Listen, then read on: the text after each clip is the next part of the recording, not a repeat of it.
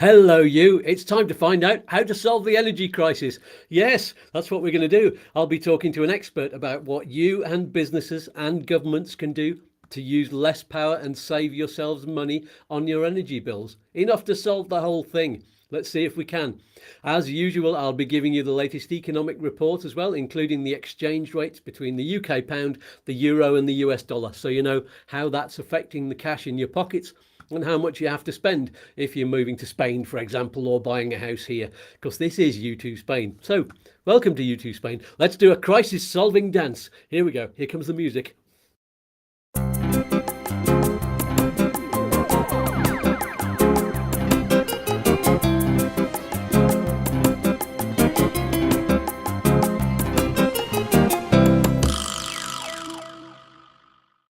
Oh, yes. Thank you for joining me, my friends. Let's open up the chat there, the chat button, in advance of people joining us. So, yes, do join us if you're watching us live. Give us a wave and tell us all how you're all faring in these uncertain times. Hello, John Bentley from lovely Vélez, Malaga. He's just down the road from me. Lovely. And I'll answer your question later about whether I'm free tomorrow for a drink, because she did promise me one. So before I introduce our special expert guests, let's have a look at the latest reports and the live exchange rates and what they mean to you. Huge thanks, by the way, to Smart Currency Exchange for providing the market rates and weekly economic reports and lots of other services that they do. I highly recommend them for your currency exchange, whether you're buying a property, like I said, moving abroad, or getting your regular monthly pension or investment sent over to you. Lots of services. Smart Currency Exchange can help you in so many ways, including fixing today's rate of exchange on a contract, so you don't lose out when the exchange rates plummet. When did they do that? Very recently. And the rates have been all over the place, so you can secure your rate with them. And you'll be safe. You know what you've got to spend. Click on the link in the video description below to start a free account and speak to an advisor. Hello, Phil Quantrill. Hello, John Nelson. Oh, they're all really close to us. And let's just change my background so we move on to... No, we're not on to house prices yet. Should we go on to the banks? Yes. So the report today from Smart Currency Exchange goes a little bit like this. I'm going to put it on the screen, but it's likely that you won't be able to read it, especially if you're on a phone. So I'll read it to you.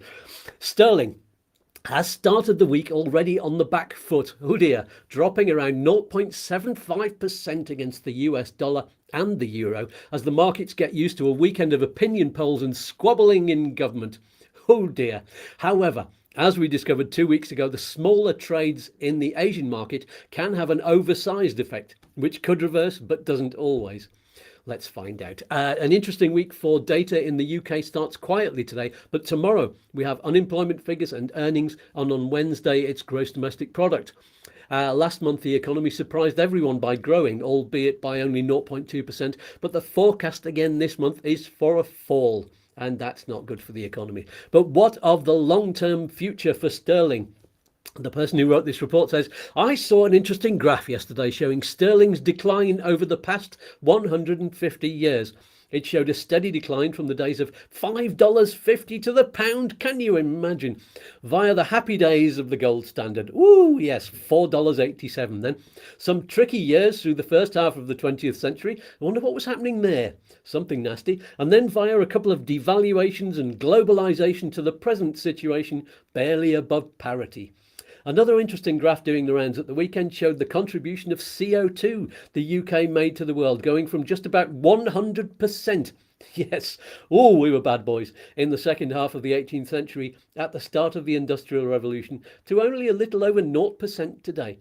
Whichever way you look at it, the UK is a different country, not better or worse, just different at the start of the 21st century, and we had better get used to sterling being much smaller. Set against that, we shouldn't be surprised to see sterling at parity or lower in the near future against the euro or the dollar. So let's get rid of that report there so we can look now at the live exchange rates. Now, this is where we need the property background. There we go. Little wooden houses. If you're buying a little wooden house, then this is the place to find out what your money is worth. Let's imagine, as usual, you're buying a house in Spain, whoopee, for 500,000 euros. And that's that one there. That's what that one's worth. On the last show, the pound against the euro exchange rate was around 1.145. It's been hovering around there for a while. So to make that €500,000 house, you would have needed about £436,500.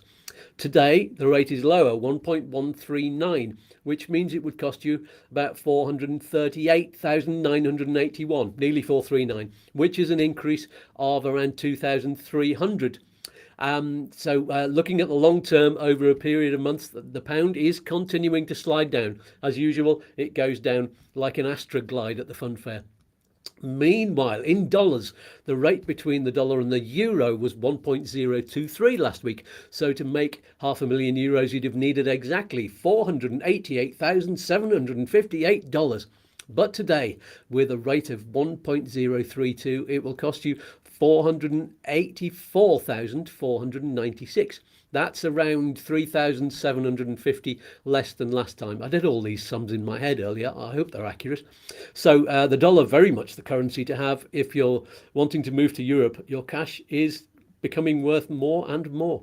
If you're from the USA and buying in the UK, the rate on the last show was 0.894. So to get a house worth £500,000, you'd have needed about 559,284. I say about, that's fairly exact, isn't it?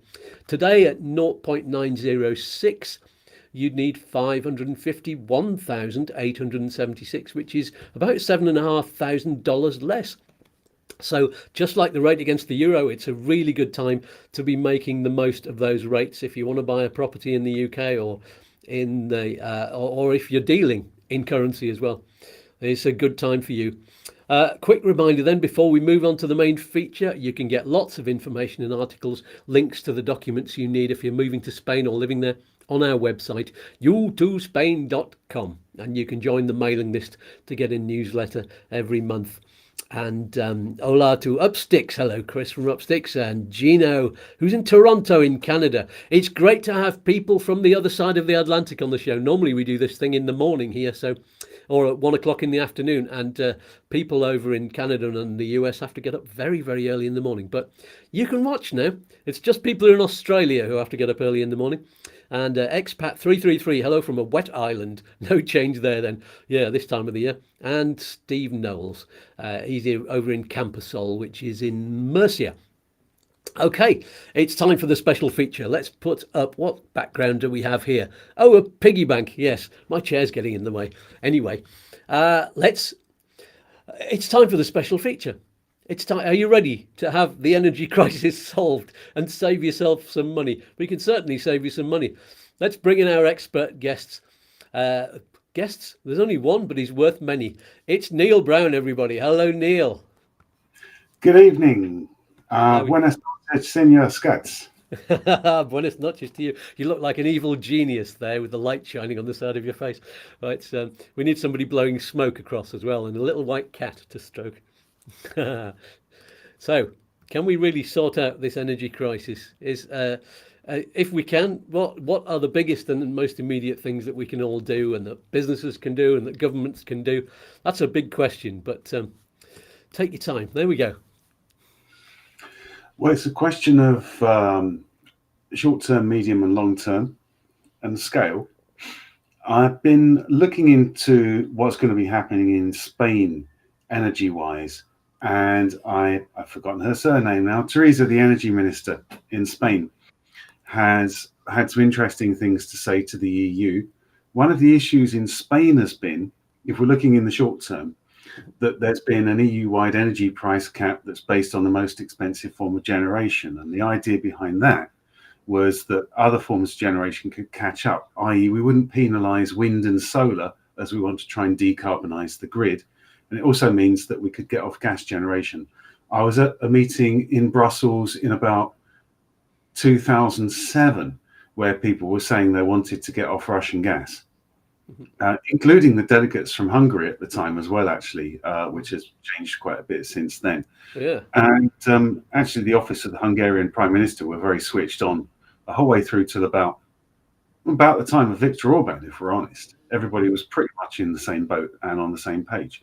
But Spain and Portugal have kind of not quite broken away, but the way Spain and Portugal handle energy is a lot more self-sufficient than the rest of the EU.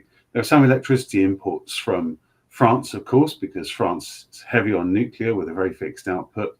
Tiny amount comes over from Morocco. Spain, I think, gets a fair amount of gas from Algeria, but isn't so affected by world energy prices in the same way as someone like UK, which has been a net importer of gas since 2007. The prognosis for Spanish energy is a lot more stable than a lot of the rest of the EU, but is locked into this EU trading mechanism on gas price. Now, that came in when gas was very cheap and solar and wind cost a lot more. As you'll probably know, in Spain, there's a lot of giant floating wind farms going to appear off the coast of Galicia, for example, Andalusia, and these are going to be pumping out over a gigawatt. Now, if we think about in terms of gigawatts, 1,000 megawatts, a megawatt is 1,000 kilowatts, then, sorry, a megawatt is a million kilowatts. No, kilowatt, megawatt, gigawatt. So, it's late. It's Monday evening. We are going to solve the energy crisis, but not with maths at the moment. there's a crucial thing here, though, is that in the UK, at least, there's a lot of information pollution, and people are currently thinking about the energy price cap and how much your energy is going to wind up costing, and they're thinking of it in terms of thousands of pounds. And that's not the way to look at it. Energy is charged per unit.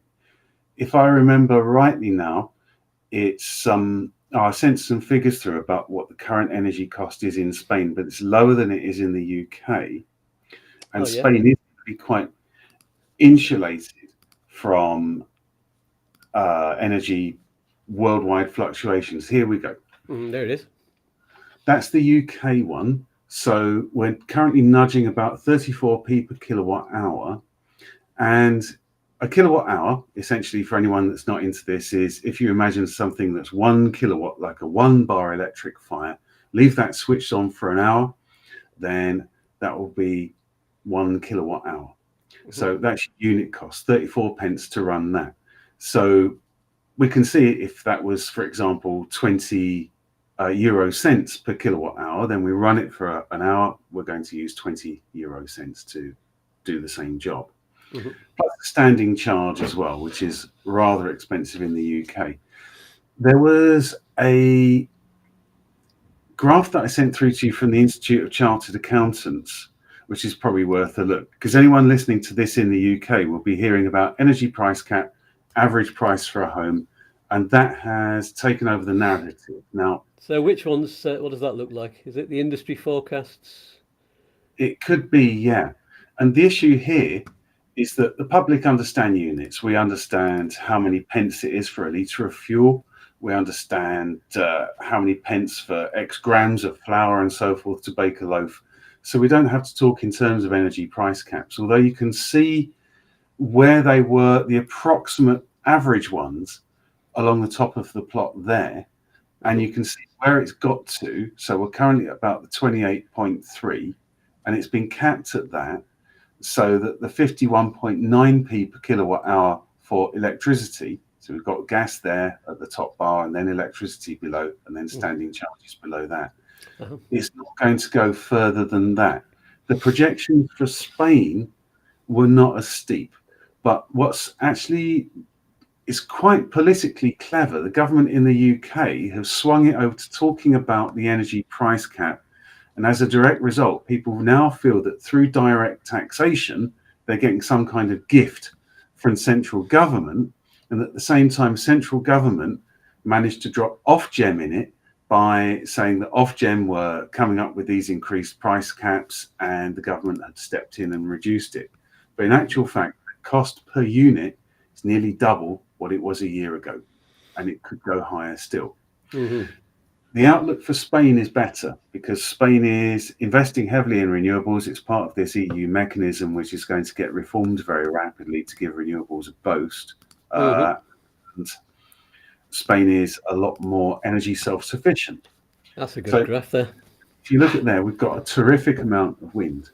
Now, A cynic might say, what happened when the wind's not blowing? If we think about the wind speed over the course of the year, it tracks very carefully with what the demand's going to be. But we have this word in energy called dispatchability. And dispatchability is about the ability to send juice to the grid when it's most needed. We've got three kinds of load. We've got base load, cyclic, and peak. Base load is the load that's always on. So that's the load across the country for things like refrigeration, hospitals, all the important stuff that needs to run all the time. Mm-hmm. And during every day and over a longer period over the course of a year, we have cyclic loads, which go up and down a little bit like a sine wave. And then we've got peak loads that kick in with the evening. Mm-hmm. Dispatchability is about the ability of any generating source to meet what the grid wants. And pretty much the most common one for that in Europe is combined cycle gas. Mm-hmm. Combined cycle being you burn the gas, run it through a turbine, make the turbine hot, you make a bit of hot water from that, make it into steam, run that through another turbine. So thermodynamically, it's quite efficient. Mm-hmm. Cycle gas is what drives the price of generation in the EU. Mm-hmm. Hydropower is extremely good. That can respond in seconds. So in China, for example, the Three Gorges dam can switch on about nearly 30 gigawatts of power within seconds. And as a comparison, 30 gigawatts is close to the entire output of the Spanish grid. Wow. If we look at cogeneration is when we do heat and power at the same time, combined heat and power. That's terrifically thermally efficient. That normally runs from fossil fuels. Mm-hmm. There's good penetration of solar PV in Spain. Now, anybody that's been up near the mountains, anybody that's been over to, for example, Galicia, will have seen the old coal mines poking out the sides of the mountains and things like that. There used to be quite a lot of coal in Spain, but there's much less now. Mm-hmm. Looking at this, wind is dispatchable too, because if the grid doesn't need it, we can shut down the generation from wind. If the grid needs it and we've got overcapacity on wind, then we can kick more in. Mm-hmm. That starts to become economically less effective when we go for a very high penetration of wind. But there is room for much more renewables in the grid. But the very, very crucial thing that you see from this graph is that Spain has a mix of energy. Mm-hmm. So it's not a Boston matrix by any means. We can't totally go to nuclear because the capital expenditure of nuclear is so high and the fuel is so cheap by comparison that nuclear runs flat out, sells into the grid for whatever price it can get. Mm-hmm. So nuclear is just on all the time. So you can only have so much of that. Otherwise, you wind up like France, having to export certain times a day when you've got overcapacity. Mm-hmm. Wind, we can go for much higher wind in Spain. Combined cycle, we want to ramp down. We want to get off gas generation. It was a quick fix for Kyoto. Hydropower in Spain is doing very nicely indeed, although in nearly all of Europe, hydropower is kind of maxed out. All of the valleys that could be dammed to make hydro have been done so. So as the population increases and more people want more gadgets and more people want to use more power, mm-hmm. How do we address that? And we've got this thing called the business as usual equation, which is the energy needed is going to be the population size multiplied by the efficiency multiplied by the amount of energy they're going to want to use for appliances, electric vehicles, and all of that. Mm-hmm. So we have to factor in population, but in the EU, that's leveling off. So we're not going to see beyond about 2050, we're not really going to see much more population that's wanting to switch on kettles and turn on lamps and things like that. Mm-hmm. So where do we go from there? And the answer is energy efficiency. So we just finished a big project in the EU with 600 SMEs. And we worked out on average, we could save between about 10 to 15% of energy with zero to low payback. Well, I don't understand that. Yeah, actually, this fits in with something you said on Facebook the other day. We've saved 10 to 15% in 600 pan-European SMEs with zero payback. The 30% rule of thumb electricity and gas savings on low-cost measures can still hold true. Now, that's glazed me over because I don't understand it. So simplify that for me. Well, people tend to think of the biggest energy users as things like steel making, but ultimately over 90% in some EU countries and certainly over 80 in others will be working in SMEs. That's where nearly everybody works. But SMEs tend not to have energy managers. They tend not to have huge amounts of technology for things like waste heat recovery and stuff like that. So most of the issues that we've found are things like compressed air, lighting, air conditioning, perhaps being on a timer, so it's also running at weekends. Lighting has been left on overnight. Really basic stuff that needs revisiting every couple of months. And typically, even up to 20% in some areas. For example, in the City of London, the average electricity bill for a company in the City of London, 20% of that bill is for unoccupied lighting. Wow. So one of the things politicians like to bang on about is keeping the lights on, but keeping the lights on is the whole problem. People in business will tend to be a lot more profligate with energy than they are domestically. One reason being businesses tend to pay about half per kilowatt hour than a lot of domestic tariffs. In most EU countries, roughly 40% of metered energy use is going through businesses and about another 40% through domestic. Sometimes it's a bit higher, sometimes it's a bit lower. So we're going to reach a point where everybody at home is doing everything they can to save energy. They might be sitting in the dark like I am, or doing the kind of things that need to be done to really cut energy use vis-a-vis the energy pyramid. Start with the easy stuff, then think about things like appliances, then think about things like home insulation, and only after that start spending money on renewables. That's not to say if you put renewables in, you can't do that right away, as long as you're doing all of the other stuff, because that's going to give you your biggest, quickest savings. And the research I've been working on is proving that that's also the case for SMEs and business. Do the cheap, easy stuff first. It's going to give you the biggest, quickest savings. So would that be enough? I mean, saving 20% of these energy bills on, lighting and aircon, is that going to solve the problem? Is that going to keep people going this winter? Take the UK, for example. We've got about 63 gigawatts peak generating capacity. And notwithstanding gas for heating and things like that, if we can save 20% of electricity through these rapid payback measures, that completely eclipses imported gas that was ever going to come from Russia, for example, and makes a huge dent in imported gas for other things, because the UK, like Spain, is on a similar amount of gas generation. And it's worldwide fossil prices that are really driving all of this up. So a lot of this stuff can be saved very rapidly. We're not necessarily going to have to super insulate our houses between now and Christmas. Said that, speaking from the UK's got some of the worst thermal insulation in the EU. One of the drivers for that was artificially cheap fossil fuel from the North Sea for many years. So there wasn't the impetus to do it in quite the same way as elsewhere. So that's the short-term thing. Yes, we can. Yes, we can have the kind of energy savings. And there are people in Central European Parliament now talking about, in Brussels, treating energy efficiency as a source of energy. And by that, they mean investing in it to the kind of levels that they were investing in things like new gas and new nuclear and so forth. So we can get over this bump. It's not necessary to keep purchasing fossil fuels from Russia, for example. It's not going to create massive problems to be quite a lot more frugal with energy. Because if we think about a 30% cut, that's actually going to boost income for people, because it's not about turnover, it's about profit.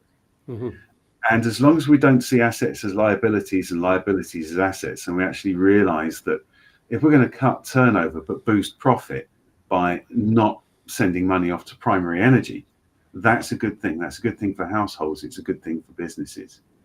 So it's time to get more efficient. And yes, we can get over this bump.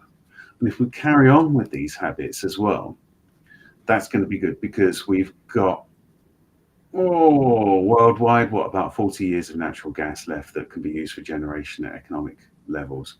Notwithstanding fracking and fracking is going to kick the can down the road a little bit, but it's not necessarily going to make such a as big difference as is made out to be. That might add an extra 5 or 10 if everybody starts doing it. And so then the thing to do is to move over to renewables, and people might say, what about storage? And the storage is very, very easy. Hydro, we can use hydro for storage. The technology is already there, gravity storage and thermal storage too. So anyone that's lived in the UK that remembers when there was lots of nuclear in the UK, there were lots of storage heaters, and these would charge up overnight. They produce most of heat at about 8 o'clock in the morning. They'd be stone cold by mid-afternoon. You would see adverts like this apartment for sale benefits from storage heating, and you might think, no, storage heating benefits from the apartment because it's me paying the bill. But there's much better systems out there now that can utilize the thermal mass. And electric vehicles. Honda now have a grid-connected EV, so you can charge that up in the daytime, and in the evening, if your house needs a bit of extra from the grid, you could just run the house from the electric vehicle because they come with fairly terrific batteries. I do apologize. I just noticed a fire engine in the park opposite, which was a little bit distracting. Yeah. Oh, yeah, that's all right. We can't see it here. You're still in the dark there. Yeah. So carry on. So in the short term, we can do a lot of energy efficiency, and we're not going to see things like power cuts and blackouts. That's the people that run the grid know an awful lot about what they're doing. I see an interesting in the chat window there. Sold a house in France, total power consumption 43 kilowatt hours per square meter. That's good. Yeah. That's very good indeed. Yeah, that is very good indeed. That's kind of equable with German levels of efficiency for most of the average stock. Some properties are advertised for sale with consumptions up to 255 kilowatt hours per square meter. That's a lot. That is an awful lot. And I'd wonder why that might be. Maybe with that, is it insulation? Insulation, resistive electric heating as well can be quite inefficient. Ventilation as well. Thermodynamic water heaters using air-to-air climb. I'm not sure what that means, but it sounds very interesting indeed. Tell us more, Phil. Yeah, and I think Phil's hit the nail on the head there. And generally, the people with the least money to pay for energy will live in the least energy efficient houses, and many of those will be rented. Landlords aren't interested in doing things all the time that can improve energy efficiency, because that's not a cost that they're part of. Those of us who own our homes, who are happy to work on them, can add extra insulation and things like that. Yes, that's another thing people can consider as well, especially if they've got electric heating, is to install a heat pump, which can be an air conditioner in the summer and can be an air warmer in the winter. I think that's what we've got. We've got heat exchange, heating our water. Yes, works extremely well.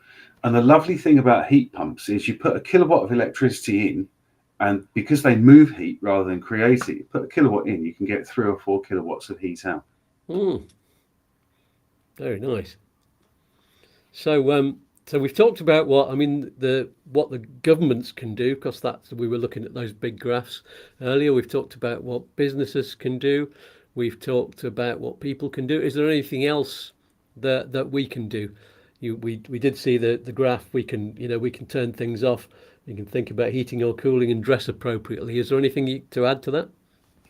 Yes, it's going to sound a little bit radical because there's various pressure groups saying to do it, but this is not from that standpoint. My approach to saving energy would be to stop paying by direct debit and go onto a tariff where you pay bills, even though the costs are slightly higher. And the reason for doing that is you give yourself a little bit of a kick every 3 months or every month when the bill comes in.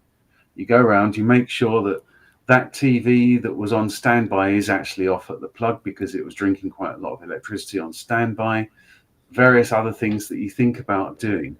If you're back in the loop on energy use, then this stuff becomes second nature. But the thing is with energy efficiency is the moment we leave it for about 6 months, we start to forget about it. And that's the thing about paying on direct debit, is people don't notice the cost in quite the same way.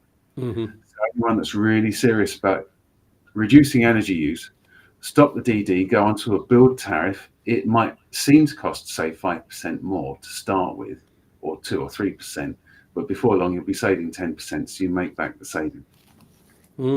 That's a big thing. This must be a big thing for governments as well, a big thing for businesses. You need a reminder, you need a kick every now and then. It's like you need to be shown a bill every month for the world, the amount of gas you're using in the world, the amount that you're digging up, the amount of wind power that's being used, just to say to people, just keep it going, remember what we need to do. Exactly. It's even cash flow and it's risk management. So there's an impetus to offer people a bit of a discount if they pay on direct debit.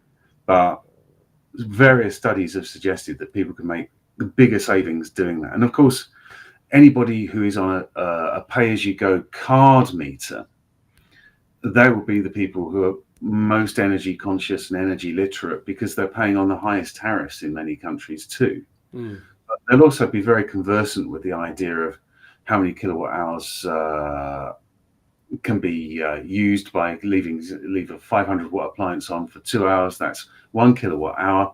That's one more trip to a shop when it's raining to charge up the card for the card meter and all of that. And it is one of the most unfair things in the UK is that the tariffs are geared towards the bigger users. The bigger users pay less. Whereas if we look at somewhere like Mexico, the people on the cheapest tariffs are the lowest users of energy. Because Mexico wants to look after its grid. Because when summer kicks in, it gets super hot. The air conditioners could start to blow out substations. So you use less, you pay less. And it's that sort of civilized approach that needs to be considered in other countries as well, not just the global south. Yeah, Phil's saying, read your meters daily or weekly and create an Excel spreadsheet and follow consumption. It's something that, it kind of takes a certain kind of mind to do that and keep doing it. I've got a bit of an Asperger's mind and I could probably do that fairly easily. And I'm sure you could as well. How realistic is it for most people to do that? Is there something easier than having to think about numbers? Well, one of the things I ask my students is I'll say, who's got a smart meter? And when did you get it? And people might say, I got it a year ago, I got it 2 years ago. And then I'll say, do you still look at it? And very few do. So it sounds strange, it sounds a bit counterintuitive, but going back to paper billing or bills by email does make a big difference. But for people who don't want to do that, then the same central tenets apply to energy efficiency in the home. So to avoid having things on standby, to think about things like microwaves. I mean, a microwave is just a very expensive clock when it's not actually cooking. So switching that off at the plug makes a big difference. Avoiding using things like tumble dryers. And tumble dryers just drink electricity. We can do the maths on it, and people can measure out cups of water in kettles and things like that. Is that going to make such a big saving? Not necessarily. The base load is the real thing, the stuff that's on all the time. Internet routers, set-top boxes, all of that stuff. Now, some of it can't be switched off and necessarily wake up properly. So there's a purchasing decision there. I know some kinds of set-top boxes can get very cantankerous if you turn them off. So, yeah, some things need looking into there.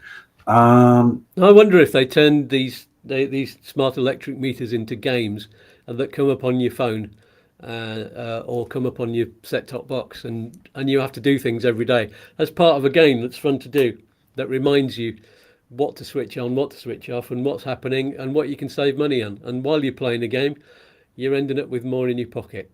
You can do it with little gold coins. You can do it. Yes, there are people doing that, and there are apps out there which can be used to gamify home energy use as well. Some of the research that's going on has been trying to do that in business as well. so that a few people working at a firm, they've got an app and it'll give a smiley face that's telling them how well their energy's doing. Now, the graphics are quite simple, but the maths behind it is actually very sophisticated and takes into account seasonal variations, if it's cold weather outside, how it compares to the energy use last year and things like that. So a lot of these things can be quite reliable. Well, and we talked about sort of how realistic this is for people to do in businesses, and is it something that governments just can't handle properly? I mean, who do they put in charge of finding out the right information about what to do, for example? It sounds like they're not paying people like yourself who have more insight. They're paying somebody who's a businessman to do the job of a scientist. Is that what's going on? It depends who you talk to. When you talk to policymakers from various parts of the EU, then you might find, for example, somebody coming in from Sweden or Belgium or Spain, and they've got a track record in the field and they're published and things like that, and they are energy experts. Often from the UK, we would then, when the UK was in the EU, we would then supply somebody who was promoted because they were ambitious rather than being reliable. And that the UK falls over every time in that respect. But in recent news in the UK, if you've been following it, they've been saying the government's not going to be providing energy efficiency advice, which is a strange thing to say, because going all the way back to the 70s, all the way through to the Department of the Environment, Transport and the Regions in the 1990s that recycles a lot of the 70s stuff, all good advice for businesses on things like compressed air, what kind of plant to get to heat water and make steam, because steam's still used a lot in food industry and all of that. All of that good practice has been recycled over the years by the Carbon Trust and the Energy Saving Trust. It's pretty much the same advice, but it's been revatched because we've got the same issues keep coming up again. Unoccupied lighting, lack of insulation on thermal plant, air conditioning and heating running simultaneously. That happens a surprising amount too, especially in UK supermarkets. Making use of daylight properly and all the rest. So it's still the same advice that rang true back in the 1970s during the OPEC crisis. And UK central government is still providing that information. I think the thing is they're not making government information films and they're not really getting it out there. That used to happen a lot, didn't it, in the 70s? I remember public information films were the thing. Tremendous amount. And I'd be interested to find out from you, because I'm not able to watch the Spanish media very much from here. What's the situation vis-a-vis public information in Spain about energy at this time? No, good question. I don't watch the Spanish news programs really. I'm still stuck on grabbing the BBC when I can, because we've got 50 UK channels coming through. So still, maybe in the future I'm going to have to watch the Spanish news more closely. Really, I only get it from the internet, translated into English at the moment. So that's my laziness. I'll have to get started doing. I need to do better on that. Well, I would hope they're circulating good, helpful advice. There's a terrific question that's popped up in the chat window, actually, to convert a 100 square meter house to solar energy. So that's, a medium-sized house. I think you'd probably be dependent on how many people are living in the house. That's a 2 or 3 bedroom house, I think, for that kind of size. Yeah, I'm guessing. Yeah. If you've got 2 or 3 people living there, it depends what you want to do with your solar. If you want to cover the base load, and that's the biggest single chunk that you can take out of the energy use, then you could get a system for €1,000 that would make a big difference. That could cut your electricity bill by a third to a half. Especially in Spain, where there's so much direct sunlight, because when you've got direct sunlight, PV just sings and it likes to work flat out on direct sun, much more than diffuse, overcast and all of that. So €1,000 would get you a workable system with anything as short as a 2-year payback, perhaps, especially if electricity prices go up. Mm-hmm. There are self-install systems available if you want to go bigger, or if you want to get 1,000 watt systems. Self-install systems may be around about 2/3 the cost of getting someone else to put one in. Mm-hmm. And you can easily put those on things like garage roofs, or if you've got a flat roof on your house, then there's a DIY option for that quite a lot of the time. Cheaper than an installer. If you were to look at about a kilowatt system, then yeah, about €1,500. If you want to start running more stuff, if you want to charge an electric vehicle, if you want to run some aircon when it gets really hot and so on, then you'd be looking at 2 to 3 kilowatts, and you could be looking at €3,000 to €4,000 to do that. Mm-hmm. The really plush solution is to start thinking about having things like batteries, so you can then power your house at night. Then you could be looking at about €8,000 to €10,000. But what you're then doing is paying for all of your electricity for the next 20 years. Mm-hmm. But it means you have no bills once you've paid that bit. But not all of this kit lasts the same length of time. Your solar panels might last 25 years, but the inverter, the bit that takes the energy from the panels and connects to the mains, that might last 10. So you need to factor in some electronics are going to wear out. Mm-hmm. Okay, so there are going to be some bills. So that's. Is there anything else you need to say about that? You've said it. The cost is 8 to 10 for a whole house that size. That sounds right with the sort of adverts you see coming up on social media. That's the sort. Although they don't tend to give a price when they put those kind of adverts out, they just say get in touch, because every house is different. Every number of people, what you want to power off it. So they very rarely give a price on these adverts, do they? There's an extremely good comment. I agree. There's an extremely good comment that's just popped up in the chat window as well. People are indeed thinking a lot more about energy saving measures. A lot of it's gone under the radar for the time. And I think also in vehicles as well, I think people might start buying smaller and more appropriate vehicles too. It's nice to have something very big in case you need to move a lot of stuff about. But if you're not using that every day, that's exactly what we did. We started off with a Volkswagen Passat, big long car, because we thought, yeah, we might do some markets, we might do this. I've got loads of instruments doing gigs, PA systems. We ended up with a little Fiat Panda. Everything fits in it, and it's higher above the ground as well, so it's got better ground clearance, and you need that on these pothole roads. And it's turned out to be really reliable as well. So yeah, I would advise that to anybody. Get a smaller, more efficient car. Yeah, I used to know a drummer that used to get his whole drum kit in the back of a small Fiat. Although drummers seem to be able to break the laws of physics when it comes to squeezing things into cars. Yeah, you can put it, because all the drums are they're like Russian dolls, aren't you? You can put one inside another and one inside another. Just need one box. Christmas lighting in cities. What's this? Wow. Yeah, Shall I read this one? Shall I read this one out? Because for people who don't get the live chat, I know there is a discussion, says Gino Monaco, about Christmas lighting for public spaces in cities, converting over to LED. The amount of lighting and duration of time being lit are in the media.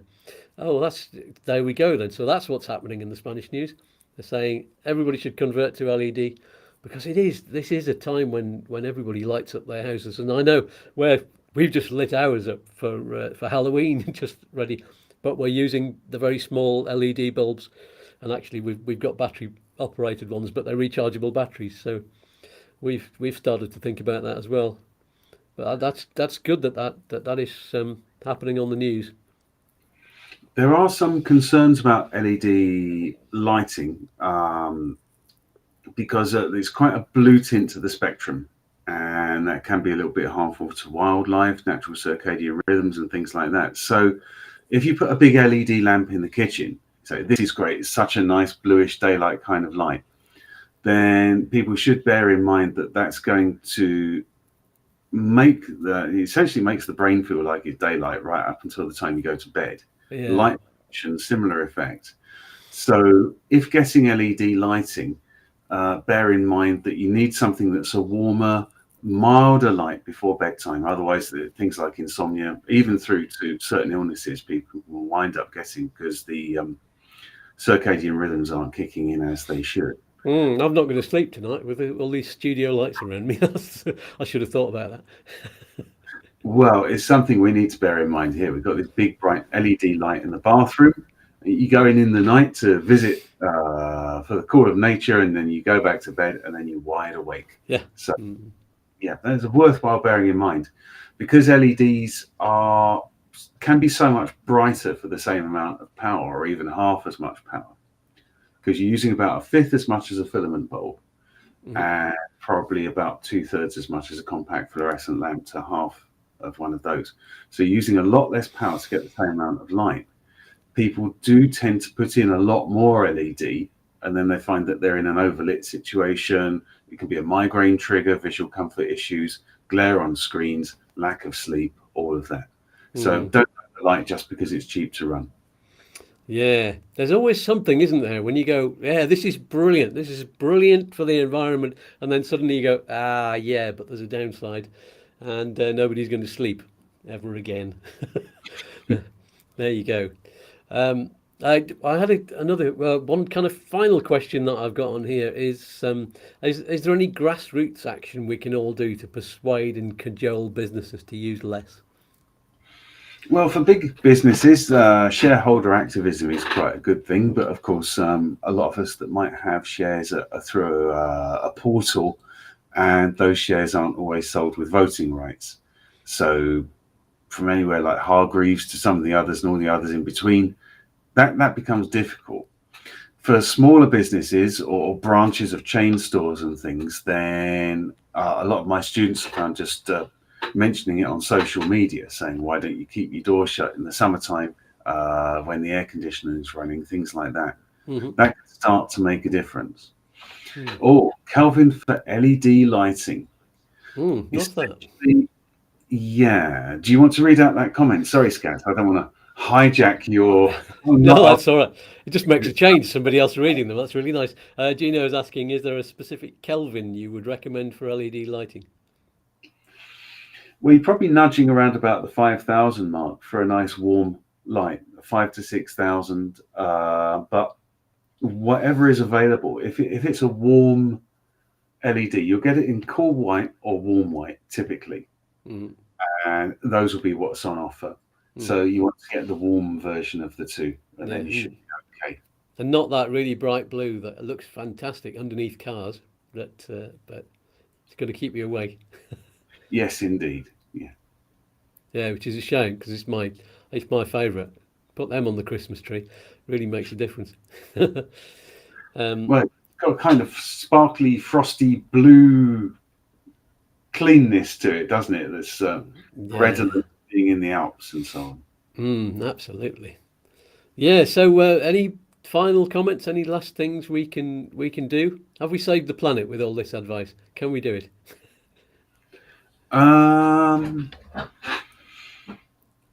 I think we need to be wary of the information that's going out there, and we need to be looking at the pence per kilowatt hour and to take that as our starting point for everything, and to look at energy in the same way that we look at the cost of a pint of milk, a bottle of wine, or a loaf of bread, and not to think about average costs per year. And as I said before, and I'd always say it again, energy efficiency and energy isn't some kind of a priesthood. Everybody can do it. Everybody can do it at home. Everybody can save money. It's not as complicated as it's made out to be. So just go for the things that are always on.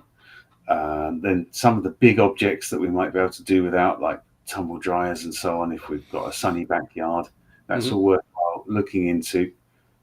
And then after that, once we've done that, then we look into solar, because the payback on solar PV is very, very good. Very, very quick rate of return when installing that. Yeah, brilliant. Well, this has been extremely useful, and I hope this will be of great benefit to all of you out there.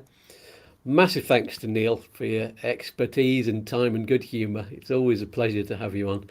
And if anyone has any more questions, put them in the comments below the video, and I'll pass them on to Neil, and we'll see if we can get them answered for you. And yeah, John says, looks like Neil has saved a few euros with his low lighting. Indeed, yeah, he's doing a lot better than I am, but I have to light up my green screen to make all of this look pizzazz. Maybe I shouldn't. Maybe I should be in the dark too. There we go. We'll the reason for having low lighting is I've got a gigantic LED up there, which max out the camera, and then I'll look like I'm just in a blizzard. So I turned it down a bit. But yeah, you're right. The LEDs have made a big difference. They really have cut the bills by a lot. Brilliant. So, thank you, big thank you. Thank you, and thanks for the questions, everybody, as well. It's really interesting and really encouraging that so many people are so switched on. Might not be the right word, but definitely tuned in. Yes, turn in, tune out, drop out. What was it? I've forgotten it already. It was back in the 60s, wasn't it? We'll have to start a new one. There we go. So let's all give a massive big virtual hug and say goodbye to Neil, and thank you very much, and thanks to everybody on the live chat, and we'll say goodbye to you, and we'll put you back in the green room over there. Thanks very much, Neil. Indeed. Cheers, everybody. Bye. So, well, that's it for this week. Don't miss our regular midweek videos that they're normally about moving to Spain, living in Spain. I did one last week all about Brexit, and that got quite a lot of comments of all kinds of different kind of comments. Yeah, have a look at that. It's well worth looking at the comments and watching the video. It's very funny. Normally those come out on Wednesday evenings. I'm not going to do one this Wednesday evening because we have visitors. And we have a live Q&A with residency and visa specialists every Saturday.